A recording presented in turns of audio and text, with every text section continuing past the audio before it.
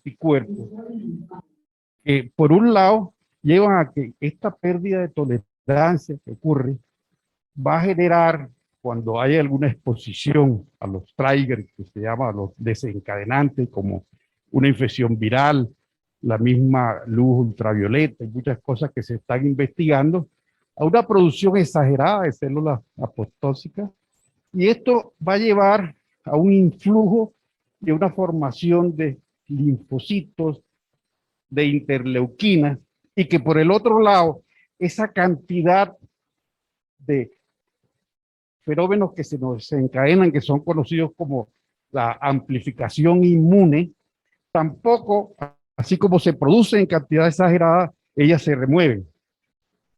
De tal manera que esto va a llevar a una disregulación de la respuesta inmunitaria. Sin embargo, esto ocurre en personas que tienen susceptibilidad genética. ¿Y en qué está la investigación actualmente? Ya hay más de 80 genes que están identificados que se asocian con el lupus eritematoso sistémico. Se han hecho los estudios de genoma y se han comparado incluso pacientes con lupus versus que no tienen nefritis lúpica versus pacientes con nefritis lúpica. Se ha encontrado de que hay genes que amplifican esa respuesta o la aumentan, como por ejemplo el ApoL1. También se han hecho estudios de SOMA, se han hecho estudios de HLA, de tal manera que cuando esta carga genética está, por un lado, va a llevar a que la respuesta innata inmune se amplifique, pero por el otro lado, la respuesta de adaptación que tiene cada paciente, en células B, en células T, se activa el complemento y ocurre lo que conocemos como el ataque. Este ataque no solamente va a ser pues en el riñón, el ataque puede ser en cualquiera de los órganos que ya ustedes conocen blanco del lupus. Revisemos algo de epidemiología y realmente lo primero que vemos es que el lupus eritematoso sistémico hoy en día se conoce que puede afectar entre el 40 y el 70% de los pacientes que tienen lupus. Y que cuando él ataca a la raza negra o a la raza o mestiza, como somos nosotros, la agresividad es mayor, al igual es mucho más frecuente en mujeres. Casi que el 50% de los pacientes que tienen lupus desarrollan nefritis lúpica en el primer año de inicio de la enfermedad. El otro 80% lo va a desarrollar también de manera temprana, en los próximos 2, 3 años o en los próximos 5 años. Por el otro lado, a pesar de todos los avances científicos en el estudio genético de biomarcadores y de nuevas drogas, es mucha el porcentaje de pacientes que nos están llegando a diálisis. Y ahora vamos a examinar por qué. ¿Por qué es importante reconocer al lupus bajo el punto de vista epidemiológico en Latinoamérica? Es importante porque cuando comparamos las distintas causas de enfermedad glomerular, vemos que en la región latina es la enfermedad glomerular más frecuente. En nuestra región Caribe colombiana, el doctor que está acá, que es de España, es una región que tiene 10 millones de habitantes, también el lupus es la patología más frecuente, es relativamente frecuente. Por el otro lado, un estudio importante de la doctora Graciela Alarcón, que es el Profile, encontró que epidemiológicamente los pacientes latinos desarrollan más tempranamente compromiso renal, al compararlo pues, con los estudios europeos o con la raza blanca. Bueno, bajo el punto de vista clínico, lupus es una enfermedad ambigua y que se puede presentar con muchas características.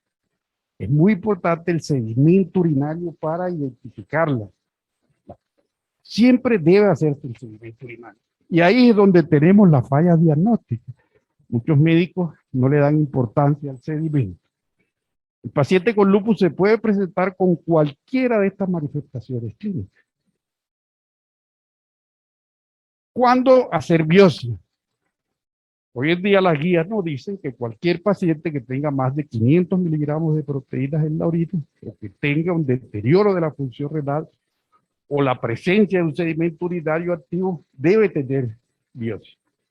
Y esta biopsia tiene que tener mínimo 10 glomérulos, pero ojo, la biopsia renal también tiene que cuantificar la actividad y la cronicidad, pero deben describirse las alteraciones vasculares e intersticiales, que antes no se les daba importancia. Asimismo, la rebiopsia renal está indicada cuando un paciente hace una recaída severa o cuando no tiene una respuesta al tratamiento. También vamos a ver de que hoy en día hay muchos centros que utilizan la biopsia renal por protocolo, la rebiopsia renal. Y estas son las lesiones clásicas que podemos ver que van desde hipercelularidad mesangial o endocapilar o la presencia de medias lunas o medias lunas celulares, fibrosas o incluso procesos de adhesión ya podocitaria. La característica lúpica es el patrón full house descrito que ustedes conocen y los índices de actividad y cronicidad que han sido pues recientemente cambiados, pero que cobran importancia, sobre todo en actividad, en ver o no la necesidad de utilizar corticoides y cronicidad en ver cuándo vamos a parar el tratamiento del paciente con lupus. Recientemente se revisó la clasificación del año 2003 y estos cambios que se hicieron con el objetivo, y aquí se reunió la Sociedad Internacional de Nefrología con la Sociedad de Patólogos. ¿Con qué objetivo se hicieron estos cambios? De simplificar un poco y de darle al clínico más herramientas para que él entendiera.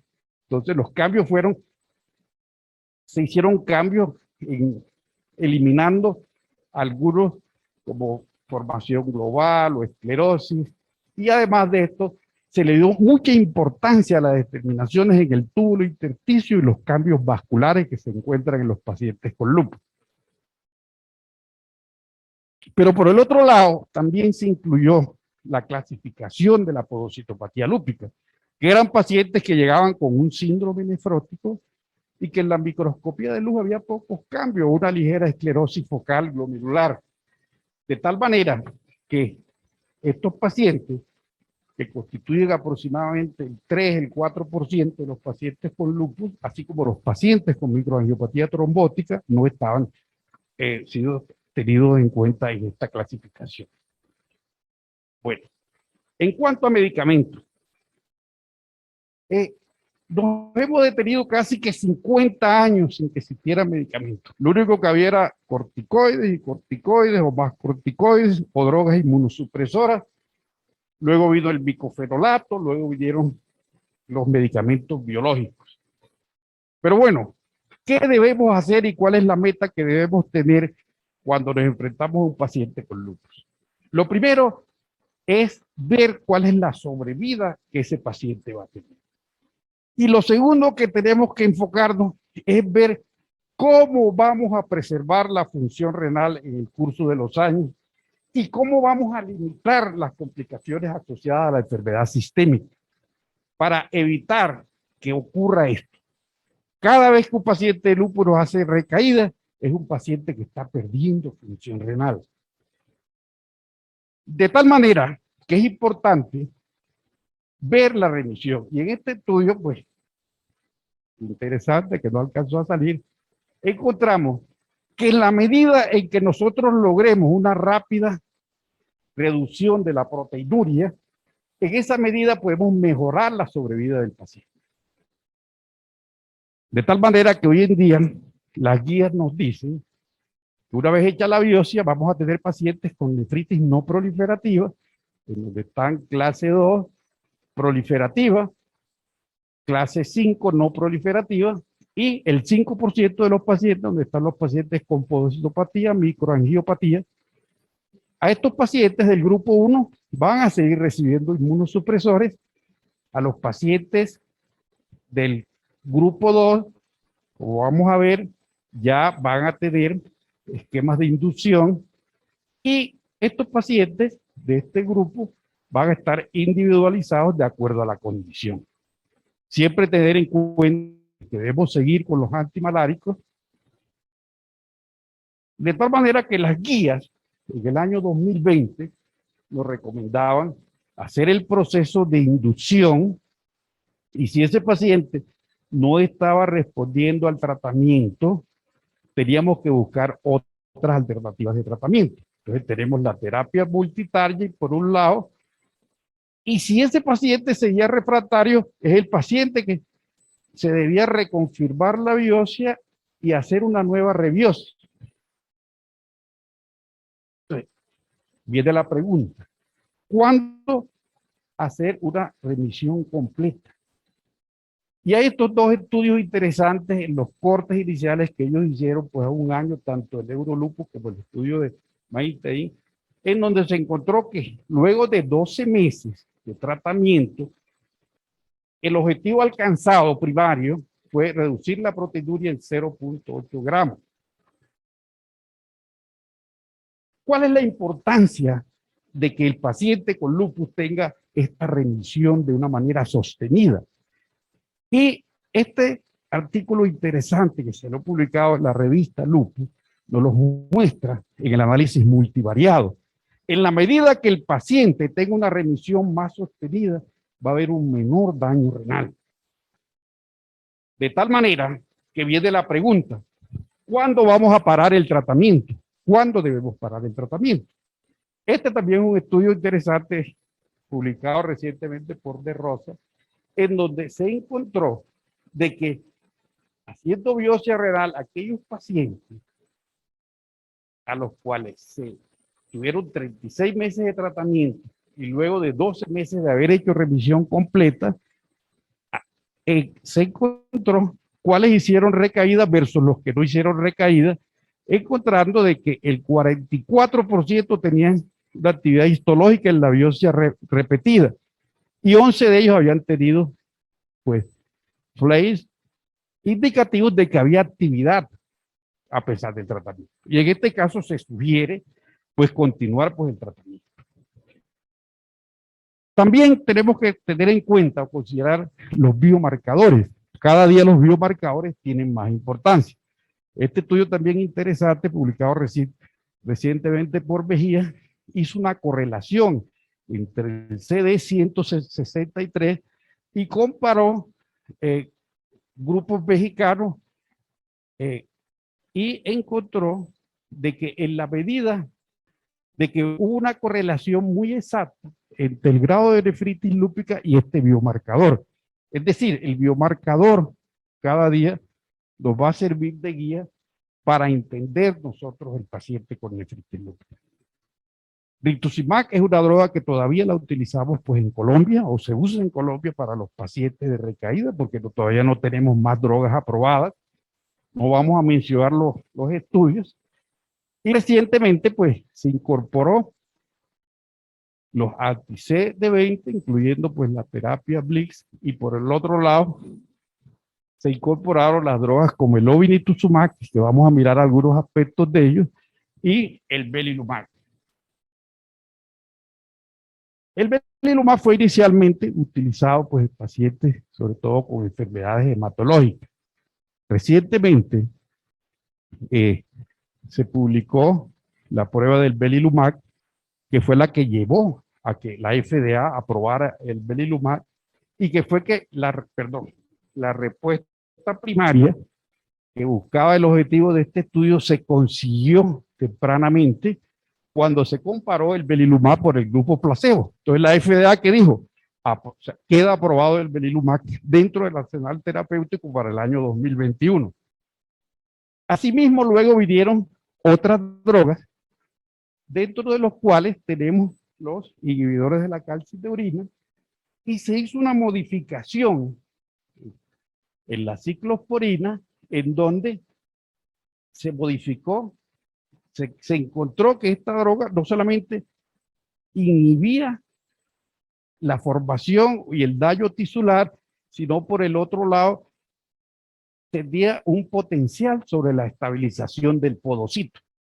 Y básicamente la voclosporina, hoy en día aprobada por la FDA, Lo único que ellos hicieron fue un cambio en esta región, encontrando de que era 4 veces más potente que la ciclosporina. O sea, que llevaba una rápida reducción de la proteinuria, pero por el otro lado, la voclosporina estaba mejorando el podocito. Esto también fue publicado, pues, en el último congreso que tuvimos de la Sociedad Americana de Nefrología, y se encontró que la respuesta también se alcanzó el objetivo. Entonces, esto llevó a que la FDA también incorporara los nuevos tratamientos. Entonces, si comparamos el esquema pasado con el esquema actual, vemos de que aquellos pacientes que no fueron refractarios van a tener la posibilidad de tener Belimumab o de tener voclosporina. En eso estamos en el año 2021. Recientemente también hizo el estudio Nobility del obinutuzumab, en donde tuvimos la oportunidad, pues, de participar, un anti-CD20, en un artículo que salió publicado hace poco. Se encontró que la depresión que producía el obinutuzumab fue una depresión, un estudio a 2 años, que incluyó, pues, un buen número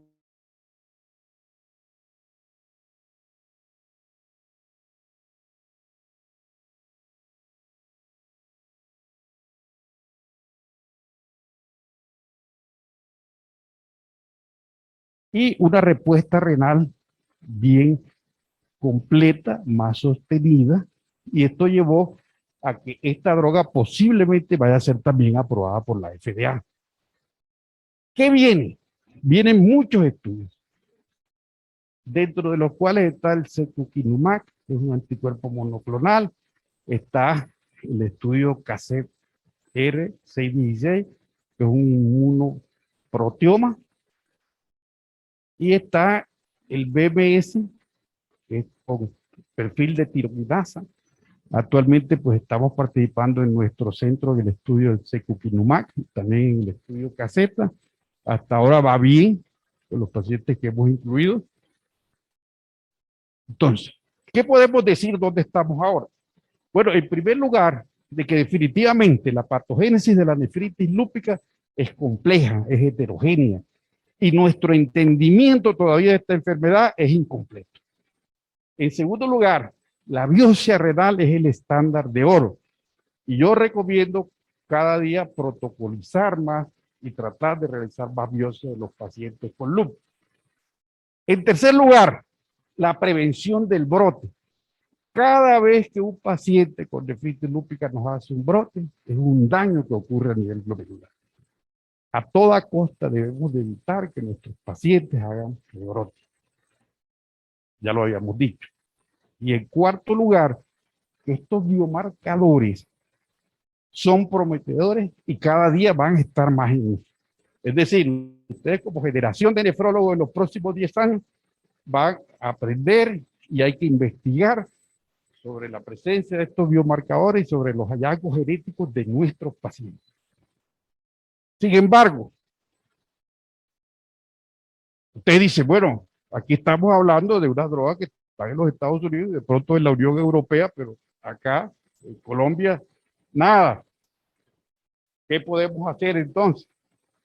¿Qué droga usar? No tenemos todavía algunos biomarcadores. En el caso del Belimumab con voclosporina, todavía hace falta mucha tela por cortar.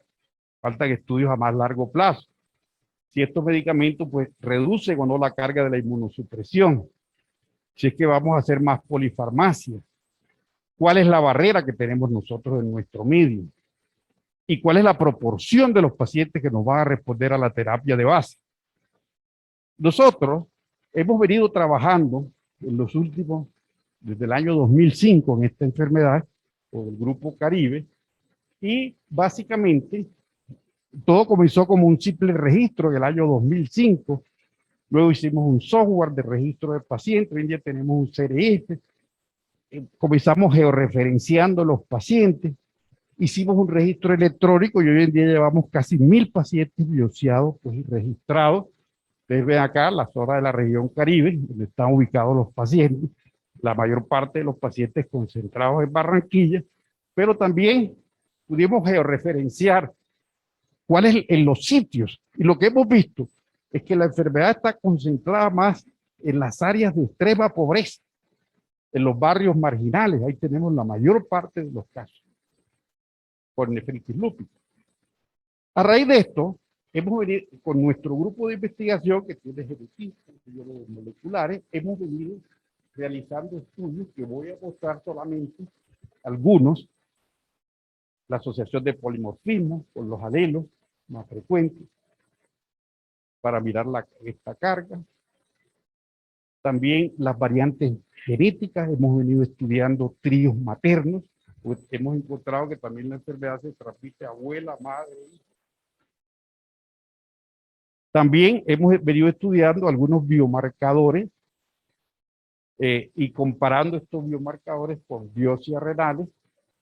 También los estudios de citoquina que hemos venido realizando, o las interacciones de estas citoquinas, o los mismos biomarcadores en los pacientes con nefritis lúpica. Hemos venido también chequeando qué es lo que está pasando con nuestros pacientes, cuál es la clase más frecuente, cómo es la respuesta de ellos pues, al tratamiento. A pesar de todos estos esfuerzos, es todavía muy alto el número de los pacientes que llegan a enfermedad renal crónica. Y ahora vamos a mirar, porque hay muchas barreras. Colombia es un país de muchas barreras, en donde el paciente tiene dificultad de acceso y también dificultad de acceso a los medicamentos. Hemos venido también realizando los estudios de rebiopsia renal. Esta fue nuestra primera publicación, en donde encontramos algunas actividades. La semana pasada, uno de los residentes de nefrología, le dije, vamos a completar los datos, y ustedes ven que ha habido 48 pacientes pues rebiopsiados, seguidos en 850 días. Entonces vemos cómo migraron la mayoría de unas clases a otra clase, algunos mejoraron, otros empeoraron, pero la rebiopsia renal fue fundamental en nuestro grupo para decidir qué tratamiento íbamos a seguir con los pacientes. Recientemente fuimos invitados por el Instituto de Karolinska de Suecia a este estudio que se llama el RevioLoop.